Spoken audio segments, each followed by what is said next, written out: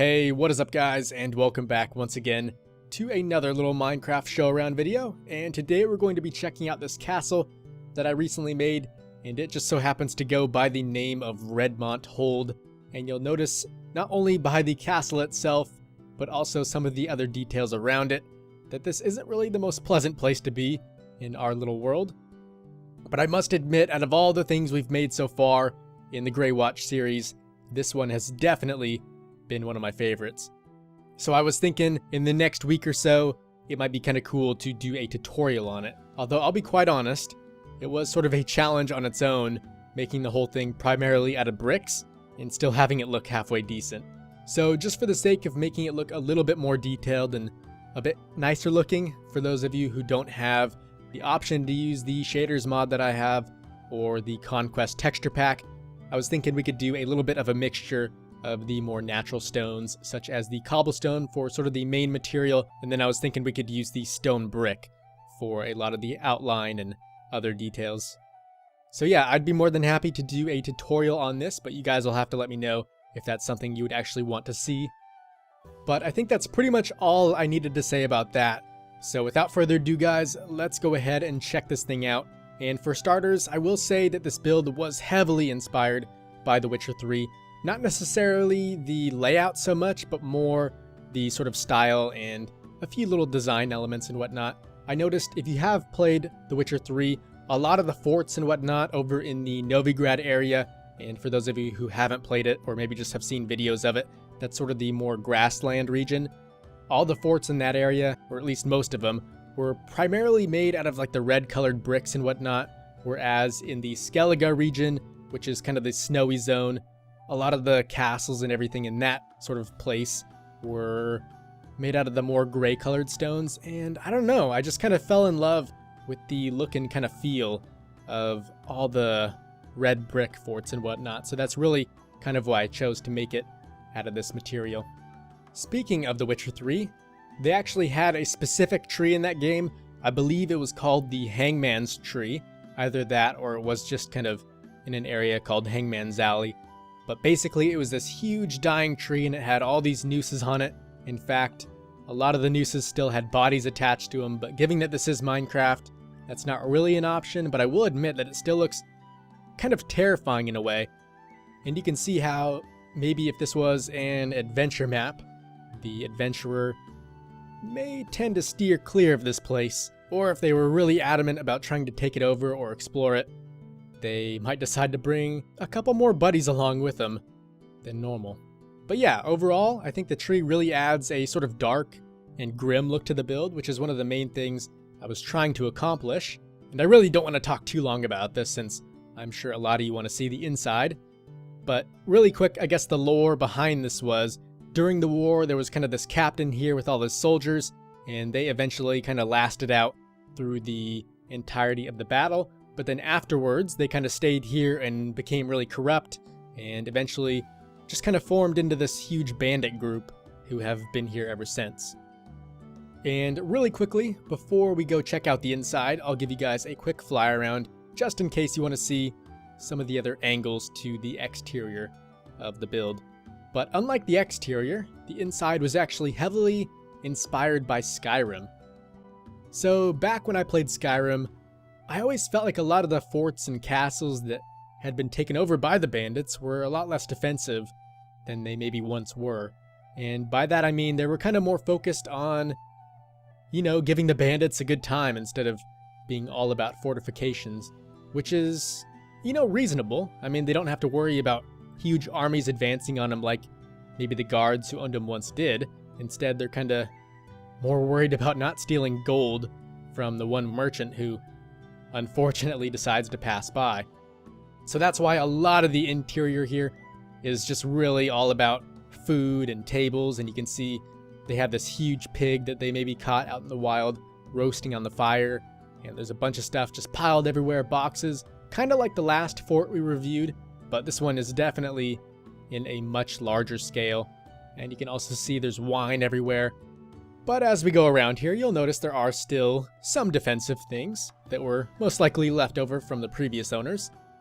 But those things include kind of these balconies that would allow any archers to kind of shoot down from, and if someone did manage to break in, they could maybe stop them from advancing all the way to the nearby stairwell. And other than that, you'll still notice there's weapon racks all around, and the main gate is still intact. Not only that, but the mechanism that opens and closes the gate is still functioning as well. But as for the first floor, that's pretty much it, so we'll go ahead and check out the second one. By the way, as we advance up the stairs, you'll notice there's a lot of wear and tear that's been done to the walls, and I feel like if you're making a larger structure, adding things in like this, where it's just kind of a stair that replaces a full block, is a huge necessity to give in your build a little more detail, because I know on larger ones they end up having really flat walls, so adding some breaks like that, and you could even go bigger, but adding stuff like that really kind of adds in the amount of detail. But anyways, as for the second floor, you'll notice this is once again a main area for the bandits' enjoyment. As you can see over to the left, we have this little game room where we have a game of cards going, and there's also some other things like the timer just to kind of add to the atmosphere and whatnot. And there's also this big bar here. This is one of the main things I noticed playing Skyrim, even in some of the caves and whatnot, and just all the dungeons, they would have these things, and I really thought it was a cool element, so I tried to incorporate it into this one. So we have that, once again, some more wine racks and everything. Back here we have the bedroom. By the way, if you're wondering what this curtain is, it just so happens to be the iron bars. So I will admit, maybe in the default texture pack it doesn't look as good, but I think it's a really cool element to have here. It definitely adds a bit more privacy to this other section here.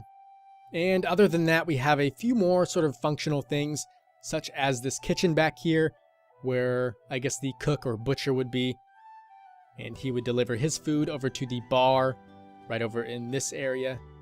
And in the end, it just kind of creates a big functional cycle that, well, keeps the bandits happy and stops them from killing each other.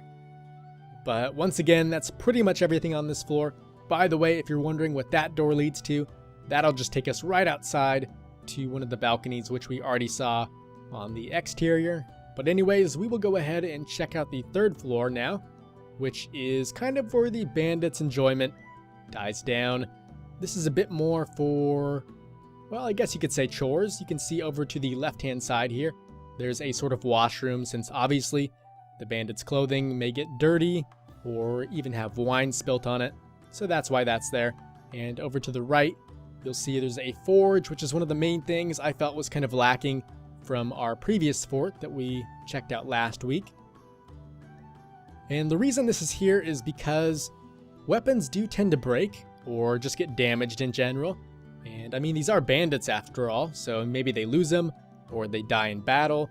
And sometimes they'll even get new recruits in here, and a lack of weapons would not be a good thing at all. So something like a forge is definitely a necessity, at least in my opinion. But once again, we have a bedroom off here to the back, and I tried to mix it up with the curtains and make it look a little bit different from how they did on the first floor. And other than that, there's some more storage, some more doors that lead out to certain balconies. And you know what, I guess we'll check one of them out really quick, since we haven't really seen them from the inside point of view. But you can see how, if you were an archer, this really kind of gives you a very nice vantage point, and you can also hit a lot of targets at different elevations, since it is so high up. But other than that, we also have the captain's room all the way over here in the back, which in the end is just kind of a nice cozy space. And that'll do it for the third floor, so now we will go ahead and travel all the way up to the top, which is where things really start to get almost a bit evil. But yeah, this room, ladies and gentlemen, is the torture chamber. And off here to the left, you can see is a small little desk for the torturer to kind of write down any information he gets after the interrogation. But honestly, this room's a bit boring, so we'll head on over to where the real stuff is. This here is I'm not sure what you would call it. It's kind of like a rack that I guess these spin, and maybe they're spikes that eventually hit them and tear them apart. And although we can all agree that that's probably enough, there are still some other tools around here that the interrogator could use to kind of cause the victim pain. And just to fill some other empty spaces, there are still some shelves and other boxes lying around, because I feel like you can never have enough of those. But anyways guys, that'll do it for today, so be sure and let me know what you thought down in the comments. By the way, I am kind of in need of some ideas that we could maybe put over here. I'm not really sure if I want to add a whole town there, or maybe just make it a bit more of a dense forest. So any thoughts on what you guys think could go there would be greatly appreciated. But all in all, I just want to thank you guys for watching. Like I said, I would be more than happy to do a tutorial on this one. It was really a joy to build, and to be honest, it really wasn't that difficult. So once again, let me know if that's something you guys would want to see. But thanks again for watching, guys, and as always, I will see you in the next one.